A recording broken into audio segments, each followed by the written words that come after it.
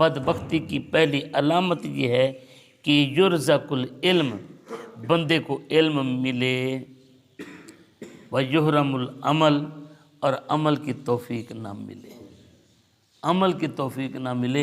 अब जिसके पास जितना बड़ा इल्म वो उतना बड़ा महरूम, उतना बड़ा बदबख्त। लेकिन यार छोटे मोटे तो हम भी हैं ना, हम भी हैं ना, कि हम इंसाफ करते हुए पंचायत में बैठते हुए बरादरी को देखते हैं, अपने दोस्ती को देखते हैं, अपने ताल्लुक़ को देखते हैं, और हमारे मुल्क का कानून, हमारी माशरे का कानून, हमारी बरादरी का कानून, हमारे घर का कानून, हमारे बेटी बेटे के साथ रवैया, हमारे अपने और ससुराल के साथ रवैया, हमारे हमसाए करीबी और दूर वाले के साथ रवैया, हमारी बरादरी और गैर बरादरी के साथ रवैया, ये सारे रवैये, क्या हमें इन बातों का पता नहीं है कि अगर हम डंडी मारेंगे तो अल्लाह देख रहा है, अल्लाह देख रहा है।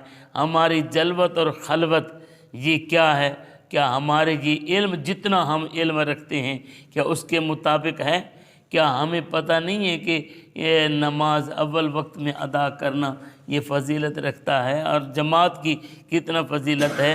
और जमात, मेरे नबी करीम सल्लल्लाहु अलैहि वसल्लम ने जमात के फ़ज़ाइल बयान फरमाए, शरीयत ने जमात का तकर्रुर किया। हम आकर क्या कह देते, जी नमाज़ें तो मैं पाँचों पढ़ता हूँ। भी कहाँ पढ़ते हो? जी घर में पढ़ता हूँ।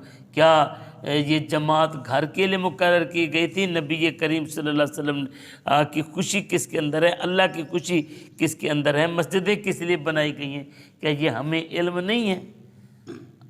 अब यहाँ पर मेरे पाक नबी सल्लल्लाहु अलैहि वसल्लम की उम्मत के इमाम हज़रत काज़ी सनाउल्लाह पानीपत्ती रहमतुल्लाह ताला अलैह फरमाते, तुम ये कहते हो कि ये तौरात वालों के बारे में आयत उतरी है कि जनाब उन जो बेअमल तौरात के जानने वाले हैं वो ऐसे जैसे गधे पर किताबें रखी हुई। तो फरमाया कि ये कुरान पढ़ने वाले उनसे भी बड़े गधे हैं। अगर ये कुरान को पढ़ने के बाद, जानने के बाद, इल्म रखने के बाद अगर इसके ऊपर अमल नहीं करते तो ये भी उन्हीं की तरह है, ये भी उन्हीं की तरह है।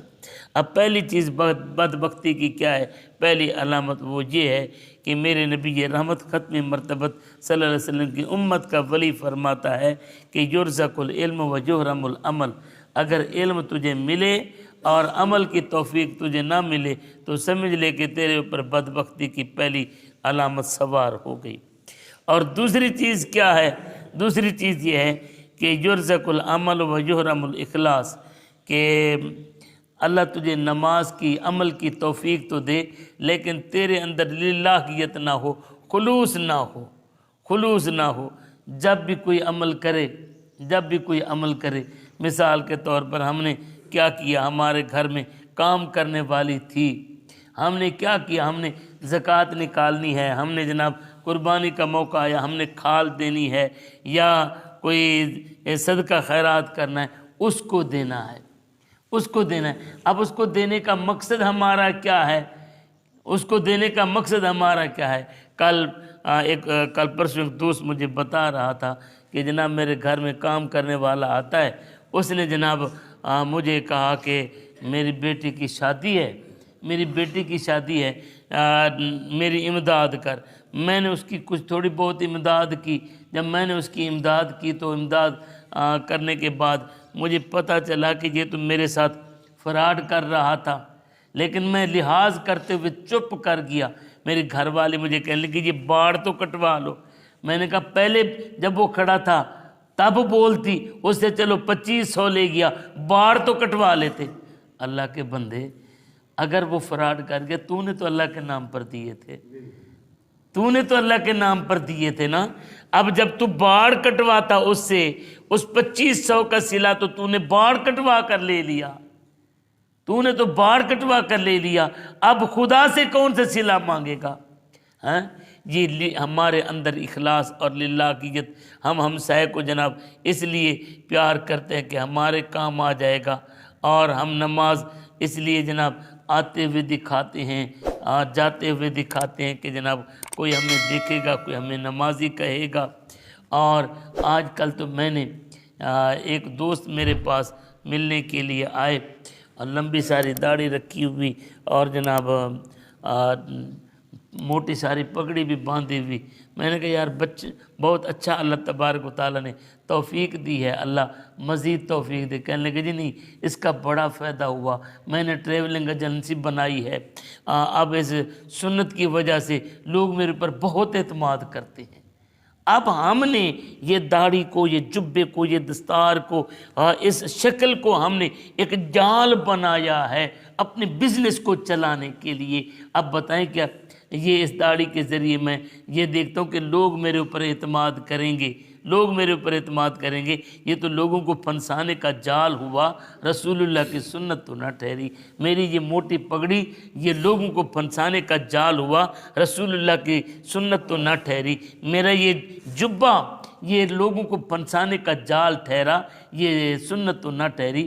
تو دوسری بدبختی کی علامت کیا ہے کہ یرزق العمل ویحرم الاخلاص، کہ تجھے عمل کی توفیق تو ملتی ہے لیکن اخلاص اور للہیت کی توفیق، اللہ کی خاطر جو کام کرتا ہے وہ اللہ کی خاطر نہیں کرتا، تو یہ سمجھ لو کہ دوسری بدبختی کی علامت ہمارے اوپر سوار ہو گئی۔ اور تیسری بدبختی کی علامت کیا ہے کہ یرزق صحبت الصالحین ولا یحترم لهم، کہ تجھے بزرگوں کے ساتھ تو ملتا ہے لیکن تجھے ادب کی توفیق نہیں ملتی۔ تجھے بزرگوں کی صحبت تو نصیب ہوتی ہے لیکن تجھے ادب کی توفیق نہیں نصیب ہوتی، علماء کی مجلس ملتی ہے لیکن ادب کی توفیق نہیں ہوتی، سادات کی مجلس نصیب ہوتی ہے لیکن ادب کی توفیق نہیں ہوتی، اور ماں باپ کی خدمت کا موقع قربت تو ملتی ہے لیکن ادب کی توفیق نہیں ہوتی، بڑوں کی مجلس ملتی ہے لیکن ادب کی توفیق نہیں ہوتی۔ یہاں تک بھی میرے کریم آقا جان عالم صلی اللہ علیہ وسلم ارشاد فرماتے ہیں کہ جو بڑا بھائی ہوتا ہے، بڑا بھائی وہ باپ کا درجہ رکھتا ہے، باپ کی عزت کا حقدار ہے۔ اب ہم یہ دیکھیں کیا ہم یہ ساری چیزیں اختیار کر رہے ہیں؟ اب ہماری محرومی کا سبب جو بن رہا ہے وہ ہماری محرومی کا سبب یہی ہے کہ ہمارے دامن سے احترام کا دامن، ہمارے ہاتھوں سے احترام کا دامن چھوٹ گیا ہے۔ ہمارے دامن میں جو موتی تھے احترام کے، ہمارے دامن سے وہ ضائع ہو چکے ہیں۔ ہمارے بڑے ادب سکھاتے تھے، ہمارے پاس ماں باپ کا ادب نہیں ہے، بڑوں کا ادب نہیں ہے، سفید بالوں کا ادب نہیں ہے۔ میرے پاک نبی صلی اللہ علیہ وآلہ وسلم نے سفید بالوں والے کا حیا کرنے کا حکم دیا۔ اگلے دن میں دیکھ رہا تھا ایک پولیس والا ایک سفید ریش کو تھپڑ مار رہا تھا فقط رشوت لینے کے لیے، بڑا دکھ لگا۔ یہاں تک آتا ہے میرے نبی یہ رحمت صلی اللہ علیہ وسلم ارشاد فرماتے کہ اللہ پاک سفید بالوں کا حیا فرماتے، وہ کیسے دن قیامت کا ہوگا؟